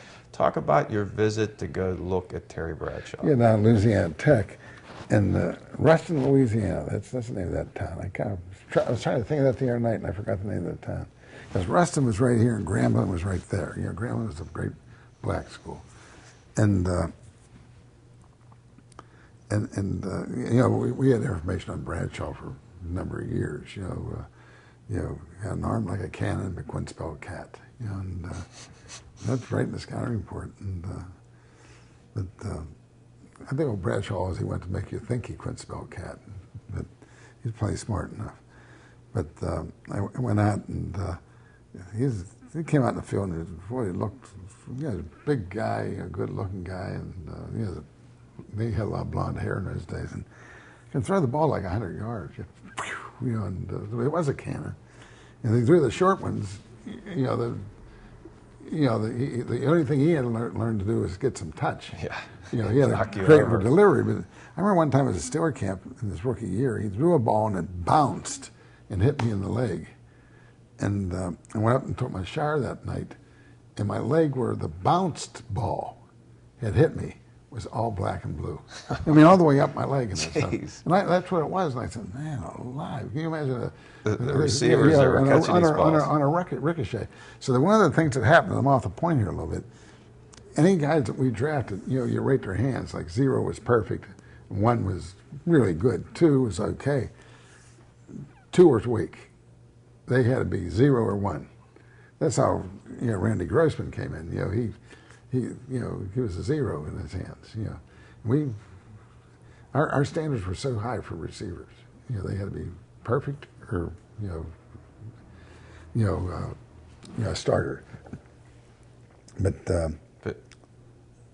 But you're done looking at Bradshaw. Yeah. Oh yeah, I was looking at Bradshaw, and he's throwing the ball. But I was talking to the equipment guy, and I was saying about Bradshaw. And this kid seemed to know a lot about Bradshaw. And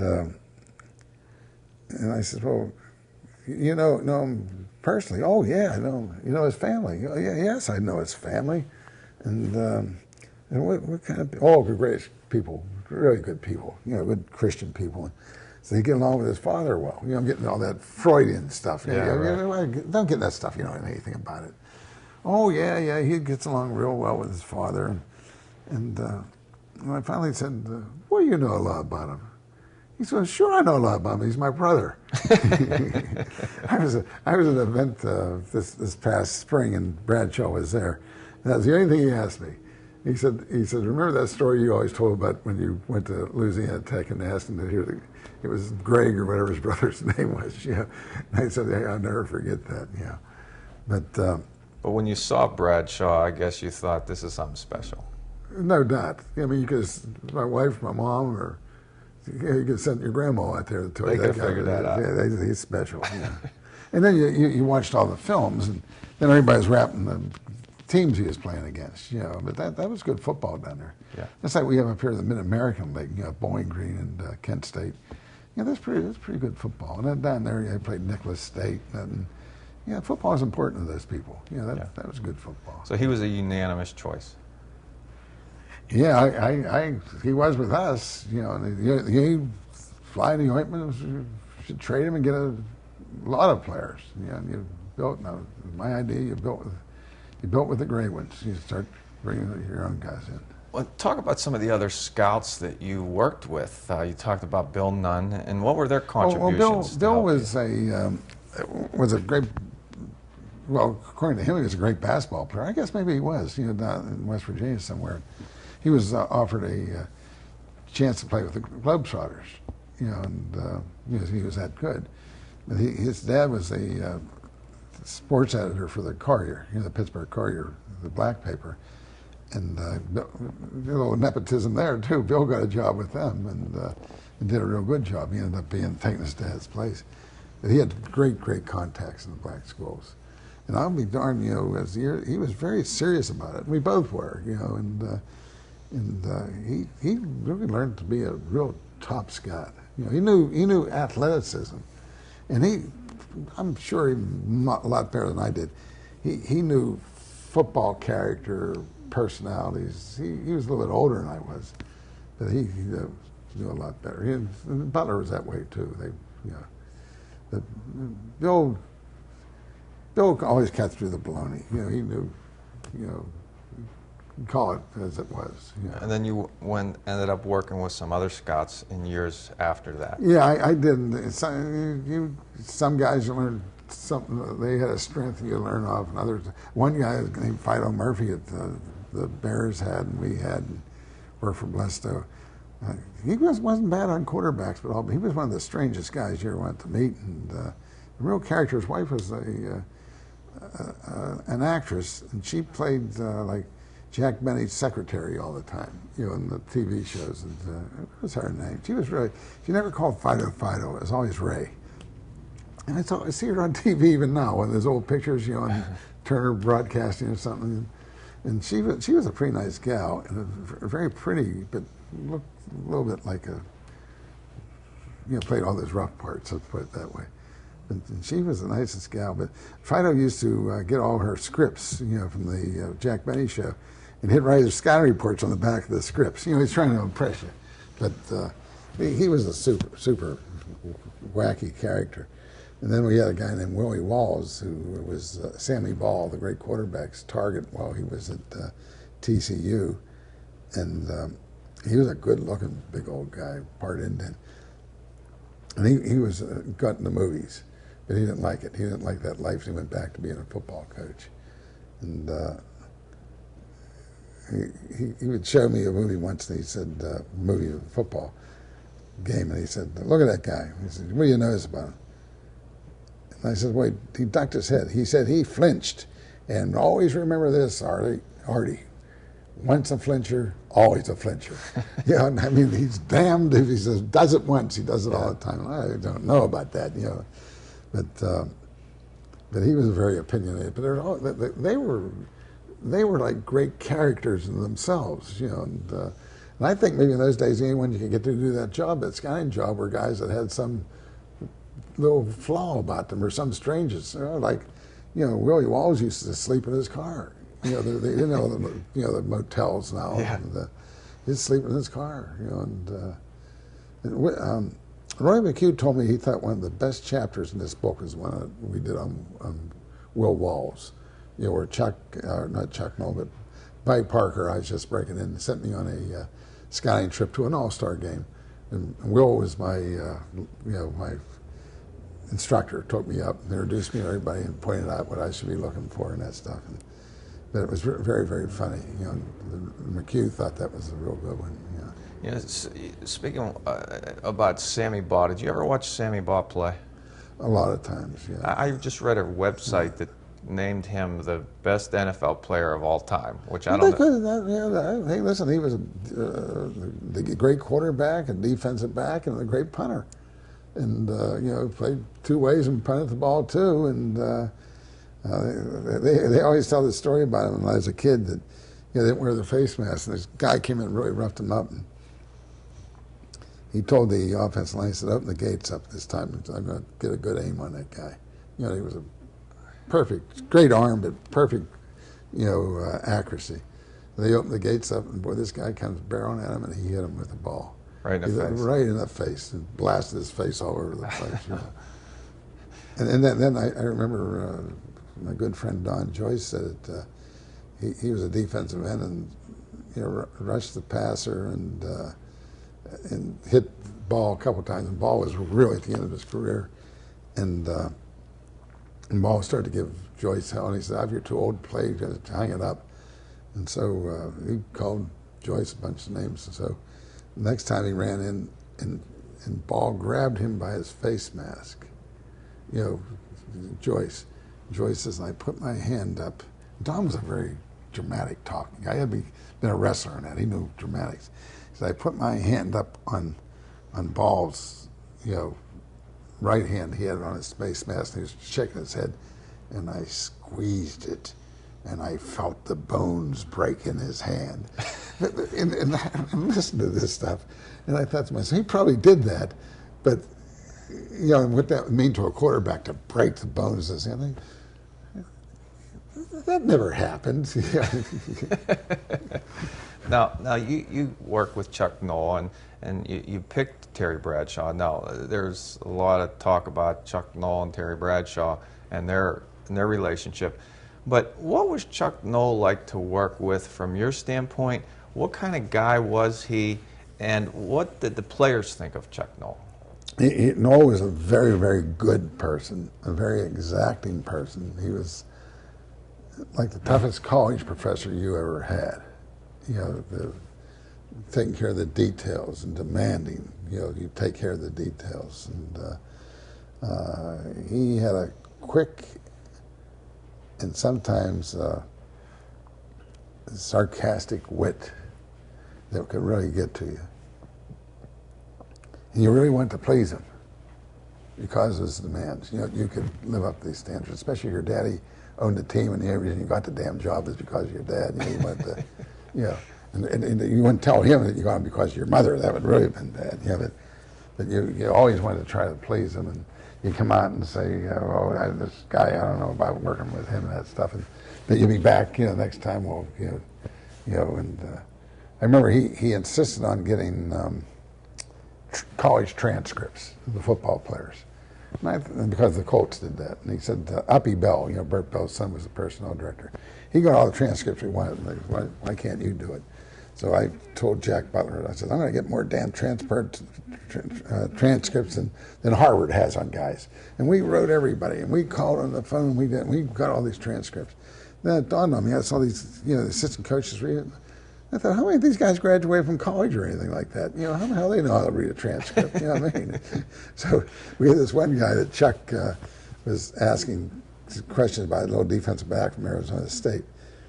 And you look for certain courses, the hard courses, not the gimmies, not phys ed and that stuff, but, the math, especially math. If they took math, you always looked at that. And so this defensive back from Arizona State, we're looking at the transcript, and I said to Chuck, I said, look, this guy gets all these A's in math. I said, he has to be smart enough to be able to learn your plays and that stuff. And he looked at it and said, the professor at Arizona State was in the bag. You know what I mean by in the bag. He was, they had got to him. He was a football nut and that stuff. And I really hit the ceiling. I said, how do you know he's in the bag? I said, he's a math teacher.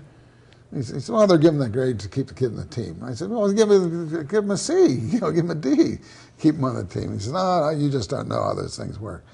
So we're having this argument about, the transcript, because finally a guy got a good grade. He was saying that, well, that didn't count because it was a fix. You know what I mean? And I said, man, you can't win anything on him. But he was so, that's just a little funny story about it, but he was so exacting. And you wanted to live up to it, and like my wife told me, she said, anytime you have these scouting meetings, I spent a lot of time with Chuck Noll, a real lot of time. These scouting meetings I had, spring and fall, and in the film rooms and that. My wife says, it's always corpulent, I should have been on a diet. And my wife said, anytime you have these meetings with Noll, the first thing you do is get out the fat book. We had, the instructions, you follow the things and keep these charts and diet. She said, every year you do this, you go on a diet when you're with Noll. So it was even into my eating habits, you know what I mean? And, I'd start eating all the donuts. We had all these carbs, hanging around, while we were working and that stuff. And then I go on a big diet because Noll was in it. Every year you go on a diet with this guy. So you're trying to please him. Trying to please him. And I was never tight with him. I got to be very friendly with his wife, who's a wonderful lady, Mary Ann. And Noll ended up with an airplane, and I used to fly on his plane to the game. And then he asked if Mary Ann could go with me. Then, then we would go to the Stewart game after. And we got to be really good friends. And when she'd go with me, I'd call, and even schools you couldn't get in the press box. They'd let Mrs. Knoll in, the press box. So I'd get myself a good seat in the press box. I'd talk about the Players Tour and that stuff. And she's a great lady, really a nice gal, But I was always more friendly with her than I was with him. I was always trying to work with him. Yeah, I worked with him. I was always trying to live up to what he wanted. I could not quite make it, all the time. Now, this 71 draft was rated, I guess, the 4th best in NFL history, and that was really a very good draft. Frank Lewis, Jack Ham, Moon Mullins, Larry Brown, Mike Wagner, Glenn Edwards, Fats Holmes. And I think we got a free agent out of that one too. Maybe. Well, I think it was Glenn Edwards. Yeah, that was one of the great drafts, and I know the NFL Films rated the drafts, and I brought it up to them. That was a real good draft. They had our '74 draft as the best, and so they gave me some grief on that thing, and I wouldn't argue because we had the best. You know what I mean? But I think that was. I think that was definitely the top 10. Well, there's 2 people in that draft I want you to talk about. The first one is Fats Holmes, and he was a real character, wasn't he? Yeah, he was so typical of his own worst enemy. He was a guy who had great talent, great appetites, and he tried to satisfy his appetites. Eating, drinking, things like that. And I always got along real good with him for some reason. And I really like that guy. And strong as an ox. I mean, unbelievable, super strong. I think you have a story about he picked somebody up or something in the book. Yeah, he picked somebody up, and I didn't know if that made the book or not. He picked up in the dressing room, he picked up a newspaper guy and just held him there. And the guy was just a smaller guy, but not a midget. Yeah. And the guy got terrified because he had written something bad about him. Just held him there. He was just terrifying him, and then he put him to jump it down. But and he was a tough guy, and really gave it. And he had a little bit of a sense of humor, and for some reason I did like him, and I think he liked me a little bit too. But without the personal problems he had, do you think he could even have been a better player than he was? a longer, more consistent, and Pro Bowl after Pro Bowl, definitely a Hall of Fame candidate. And he just had too many personal problems.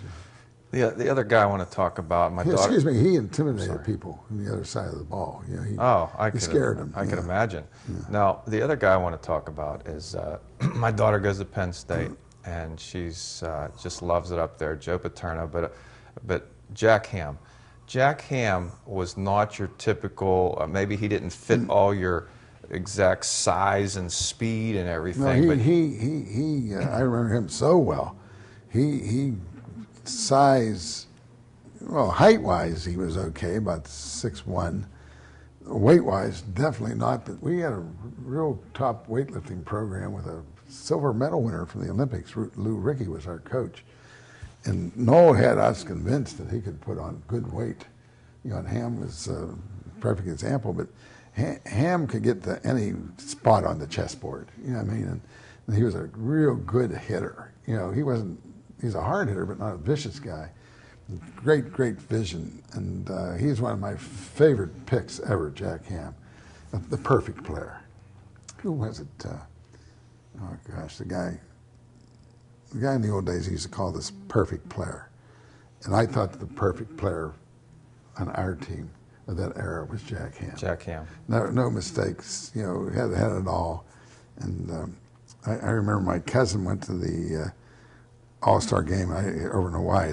Noel was the coach, and he told my cousin Tim, who was a personnel guy, to be like his go for things like that. And they were putting the defense in, and Tim was coming down on the elevator with the defensive linebackers and that, and defensive backs, and they were complaining. They says, "Noel has this defense. You can't play this defense. You'll never be able to play this defense." But they didn't know who Tim was. Just a little guy in the elevator.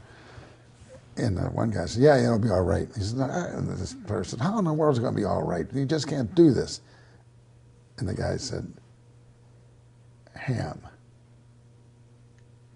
And the other player says, yeah, that's right, Ham. We have Ham. Well, they're future, a lot of them future Hall of Famers.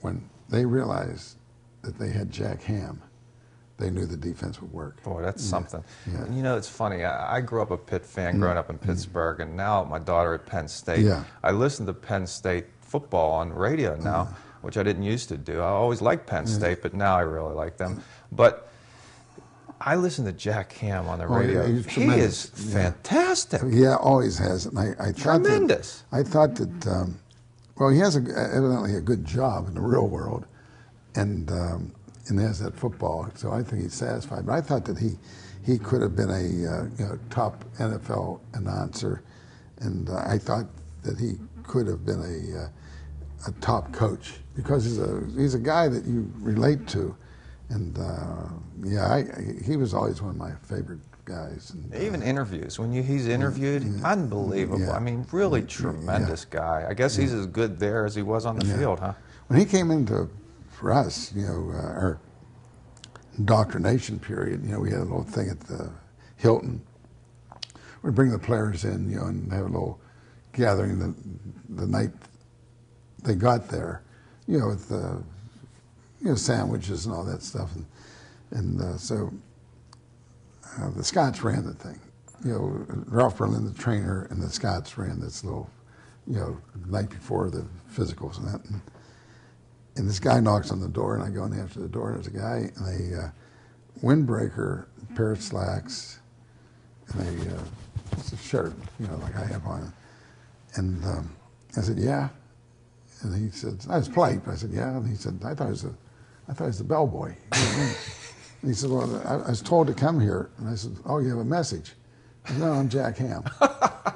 and I said, oh, yeah. And he was so nice, but my heart sunk, because I had seen him live. He thought but he was a always bellboy. he had a football uniform. Here's this guy came in, and he had seriously, I thought he was delivering a message. Did you ever tell him that? Oh yeah, we have a big laugh about that. But the next day, we're weighing him. He has no clothes on, and his upper body was, that he wasn't a chicken-chested guy or anything. He had a square build, but there was nothing in the upper body, and his legs were like, a guy out of one of the muscle magazines. What I mean? All legs. But that didn't worry me, because I was so confident of Noel and Lou Ricky's in the weight weightlifting program. A good diet. He ended up being, he was probably 212 then. He played probably about 225, 226. What a great player. Now we're on Penn State. The next draft, I guess the 72 draft, and I think this is one of the great stories in your book about your first-round draft pick in 1972. It was another Penn State guy, and you went up to see Joe Paterno, and Joe Paterno wasn't exactly singing the praises of him as much as his other guy. Mitchell, I guess, was the other one. Lydell Mitchell. But they would rap him. But it was one of those things you talk about body language and that stuff. I'd prefer to talk about Mitchell, who could be a little bit of the son-in-law type of thing we were talking about. And Franco had some type of bad rap, and I remember we had Danny Radakovich with us. It was our coach who had coached up there at Penn State, and I think he was there a year with Franco. And he was a real big help, because he knew him so well. He gave us the impression he knew him so well personally. You know what I mean? And I think someone says, well, Radakovich takes a lot of the credit for if you're drafting Franco. I said, I don't know if he deserves it or not, but I'll give him all the credit. I said, the important thing, we got him, and I know he was there and really boosting him. And but it was Robert Newhouse, well, and they were trying to talk you into Lydell Mitchell, and Robert Newhouse and Franco were your choices. And they were all good players. I mean, in pros they were good players, but the only thing is that it's the thing we talked about, greatness. Right. I felt, Dick Haley felt, Scott's felt that Franco had greatness about him. He made the great plays and the big games, and his senior year he tailed off some, but he still had a real good, productive year. And that's what Radakovich kept on saying. He said, look, he said, this guy's not a bad person at all. He's a sensitive type of guy, and he says, and his record, his production fell off, but it didn't fall off to being horrible. And so very begrudgingly, you know, Chuck took him, and I always told this part of the story. The next year, we were looking at O.J. Anderson or something like that from another school in this little film room they had, and Chuck says about Anderson, he said, I'm probably wrong about this guy like I was that big fullback from Penn State last year.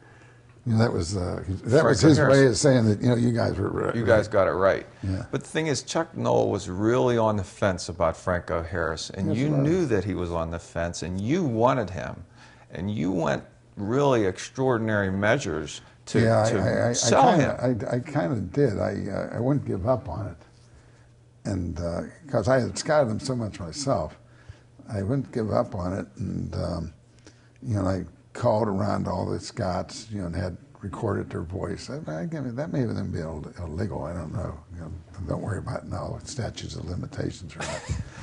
And you know, and I called other people, and you know, like Radakovich was still there. He wasn't even on our coaching staff. He had taken a job somewhere else. You know, and so we did do that. And boy, am I glad that worked out, because there, you know, he held out. Franco held out, you know, and had an agent. And my dad was pissed at that, and then you know, he was late getting into the orientation, and Noll was mad at that. And I remember I be fuzzy on this, but I think I'm right. The first preseason game he got into, we were maybe playing Atlanta, and he broke one of those 50-yard runs or something. It's like the other night we had this kid we have now, what's his name? But he made a good run, and you know what I felt good for? The Scots, because, you know, he hadn't done this or that, and he ended up fumbling anything. I'm talking about this kid, current kid. Mendenhall. And he broke it on 2 good runs. You know, things that it was not a product of the blocking; it was a product of being a great talent. And I was very happy for our Scots, because I thought I had the same thing with Franco, and boy, that early preseason game when he broke that long one, I thought, oh, this guy can be for real. Yeah. Now, looking back on all your drafts, you just talked about Jack Ham. And you really pushed for Franco. Now, Franco ended up to be well, both of them ended up to be actually, incredible. Terry Bradshaw too, but that was you know, convincing my dad to take the first pick. To take the pick and not be jumping on the bandwagon of trading him. You know. So, what was your most satisfying out of the draft? What were the most satisfying draft choices that you look back on in your career as a scout? Well, in the Franco draft, I remember I was at Arizona State, and I was sitting in the car with another scout, because you know, it's so hot there. You know, we had the air conditioner just talking, and the guy was a good guy, a real good scout, and he says, Art, I'm afraid you really made a mistake on that big back from Penn State. He said, you know, Franco, he said, he'll disappoint you, you don't have the heart. Yeah. And I did get a little bit worried. You know, you got to learn the courage of your convictions, too. And he became a great player, you know, and that was very satisfying. And in the 72 draft, when we got, or 71, when we got Jack Ham, I remember a real good friend of mine who was a personnel director, not the same guy I was talking about, just with Franco. Again, it went to this courage of your conviction, just telling me that Frank Lewis would never do it. And Frank was a good player with us, but never great, but he went over to Buffalo and became a real top player, you know, so he had some vindication on him. But then Ham, he said, it's just too small, he has no place. He said, well, you got to play him a strong safety. You'll never be able to make it as a linebacker, you know. And he went through all the guys he knew. Well, that was a draft that kind of, you know, that 71 draft, we had something maybe 6 or 7 starters in Super Bowl games. Yeah. I mean, that's pretty good, you know what I mean? And I don't know, I kind of take it as a body of work, you know, the 69 through 74, you know, that could be as good as anyone's ever done. Now, the 11th round that year, you picked a guy by the name of Jefferson Street Joe Gillum. Yeah, Joe Gillum was a phenomenally physically talented guy and intellectually very good. But he had a tragic flaw to his personality that destroyed him. It broke the heart of his mother and father. Which was? Well, Joe Gillum, of course, you know, but which was his flaw? His flaw was? Well, he was an addictive type personality, and they gave him a lot of help and support. He could never kick it, you know. And in my family, you know, my dad's family, our family, there was always alcohol. And we had some wonderful, wonderful guys. We loved them all, and they never could really beat it. And nowadays with AA and some of the drugs, I guess I'm talking about prescription drugs they have that they can help people, you know, with have the drinking problems. And now it's drugs and that.